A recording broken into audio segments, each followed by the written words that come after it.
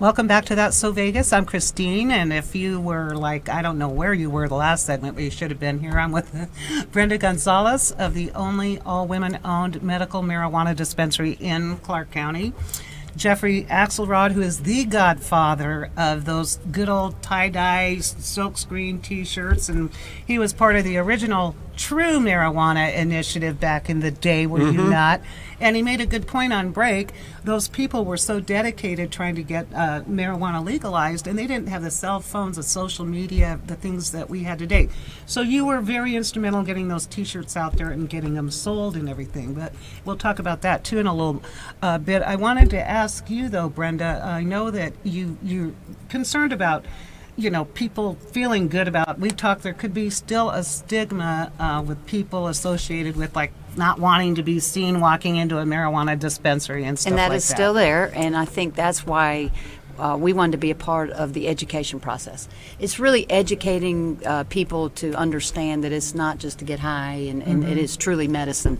So I think once the education gets out there and explain to people and take your time with people and let them ask questions, because I think people have questions but they're afraid to ask them. Right. So we want to be a part of that industry. Great, and so that's kind of how you've set it up. And again, it's a beautiful facility. Well, thank you. It's just welcoming there. Never. Do you? Where do you get your marijuana from? How do you know that you're getting it from a well-sourced? And they have to be city licensed cultivator for our dispensary, City and also in Vegas. everybody is tested. Yes, every product in a legal dispensary has been tested. By who? And there's some labs here in town. I think it's you guys are trying it. It's good. There are labs here that are set up in the city for the testing of the THC, the CBD, the terpenes, all kind of things, to make sure when they get medicine, it's truly medicine and they're getting what they say they're getting. And by testing, they just use chemicals in the lab to differentiate. Machines, yes. And I guess they'd have to regulate the level of the THC. And that's what, yes. And patients probably want to know how many CBDs they're getting. Exactly. I know that water, the guy, the Chris Martin I had on, it was great, and I ordered a case and I'm drinking it. It's got cannabinoids in it and other stuff, nanoparticulated. I really want to give it a go, because what I've read about the CBDs, and it seems people have known about it for years.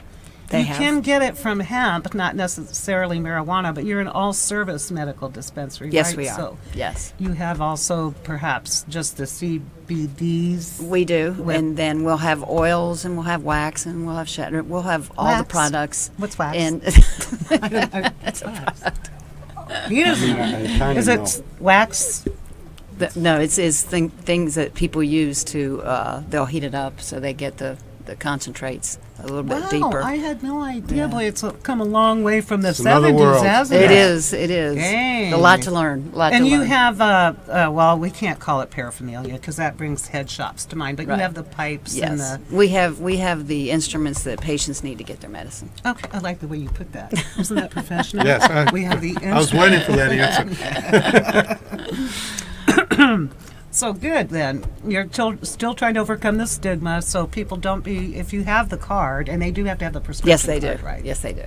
And the state is working on getting those cards to people a little bit faster. I know there was a time when it took that process a long time, but they're working on it. I had a horrible thought. How do you know people aren't forging them? That could be a problem. And in the future. there's a state portal that people go in to make sure to check that they have a real card, and you check it as they come into your dispensary. They're not allowed past the area unless they have that card with a license. Really interesting. So somebody really did think this out. They did. And you ladies had to go through all of this, didn't you? You had to learn the different things. I imagine there's new city ordinances even to help. The city and the state, they've been very good, because it's new for everybody. So they're very good about keeping us up to date and making sure we're in compliance.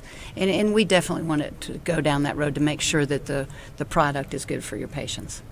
Right. Okay, well, that's kind of, how long did this all take you? About 2 years now. Amazing. 2 years. Yeah, that's really... But it's been a very learning process, and it's been good for me to be able to learn every process all the way through. Uh-huh. So are you open 7 days a week, or We how will, is that? yes. Okay. From 10 in the morning till 7 at night. Is there a scarcity of product right now? You mentioned something earlier in the show. It's getting better because more Okay. people are getting license for their cultivations. So it is getting better, and the product is getting better also. So we're excited, and we also have a cultivation and production that will be up and running in a few months. So we're looking forward to that too. Oh, you'll be cultivating your own, and that's legal. Yes, as long as you have that license Oh, okay. from the state. Yeah, Right, and you can't bring any in from another state No, because no. it's a federal. that's illegal. Okay, well, Yeah. that's good for you. Nobody. How many dispensaries are there in town right now? I think said there. 12? Yeah, I think there's 12. Wow. So, what are your thoughts now that you? I'm on my way over there. He wants to be License a in tester. hand. But we were saying earlier, aren't you just amazed? I mean, you got to see this back in the day when they would throw you in jail on a felony for a little roach, Unbelievable. right? I had fellows working at our print at Hip-O-Potamus, which was called in the 70s, and they had other jobs. They had to wear wigs to go to their other jobs to cover their long hair. That's how archaic it was. And there's a lot of fun stories. But I have to say, Christine was a party gal, and she partied with Willie Nelson. So I'm going to tell you a quick Willie Nelson story. My guys were printing 24/7, 24/6. And so the night shift, God only knows what they got into. But I came in the morning, and we printed 1,200 Willie Nelson T-shirts with bright purple face. I said, "What were you thinking?" He said, "Well, it was just the LSD." And I'm like, "Oh, my God. Throw those away. We got to start all over again." But that was the sign of that time. And everybody was not that uptight. Nobody was yelling at anybody. Or, we all worked together. And there was only 3 strains available, which we just came out with T-shirts for Acapulco Gold, Jamaica, Panama Red, and Maui Wowie. If you had any of those, you ruled the party. Other than that, it was just seeds and weeds.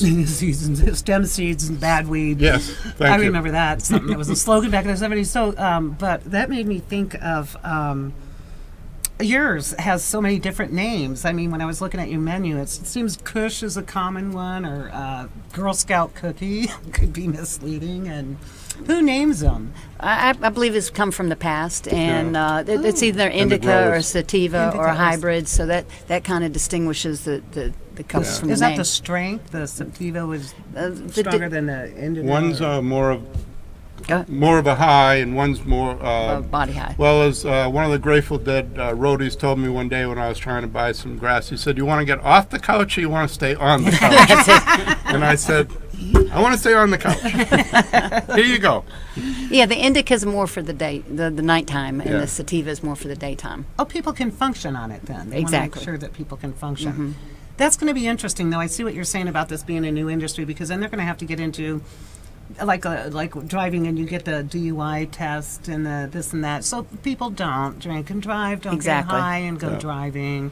Get the Don't couch ruin it stuff. for us. Yeah, Ex- that's exactly. a good point. Yeah, because especially all the work that you've put into it. Are you operating right now? Are people coming in? or- We'll probably be open the beginning of next week, probably Monday. Okay. Yes. All right. Because at the grand opening, it just looked like everything was spotless. That final and paperwork. wasn't There's it? always final paperwork, but we're And working you on it. have some ideas with your T-shirts. That one that you did that has 420. Oh, yeah. I think Brenda has it. Although you cannot sell this type of stuff in No, your... not at this time. Not yet. Yeah, Yeah. you have to stick strictly to anything to do with the medicinal Product, yes. aspect of marijuana. Do you have those ugly phallus pipes? I believe we do. I don't like those. Whatever sells, right? You have bongs and stuff and we don't carry quite that, but rolling papers. no, we do have that. Thing of the past. The Zigzag Man. I went to a show remembered not too that. long ago, and there was 350 Oh, booths of pipes. oh, Wow. That's a whole other side industry. We'll have to It's- talk about that when we come back, because we're just running out of time again. I mean, it's going like smoke in the air, and I have to clarify that Willie Nelson piece. I told him a story on break. I could just tell you quickly the truth behind that story. You're spreading rumors about me. Well, just spell my name right. That's all I got to say. Again, a quick shout out to the Red Roof Inn, and that is across from the fabulous Hard Rock Hotel. Speaking of the old days. Yes. On Paradise, pet friendly, free Wi-Fi, free breakfast, no resort parking fees, and they're good people. It's a great little spot. It's even perfect for a staycay if you don't want to go, spend a ton of money now with fees and valleys and things like that. On that note, stay tuned. We will be back. We have one more fun segment left. And Brenda, Jeffrey, say hi to the Red Roof Inn. Hi, Hi, Red Roof Red Roof Inn. Inn. We'll be back.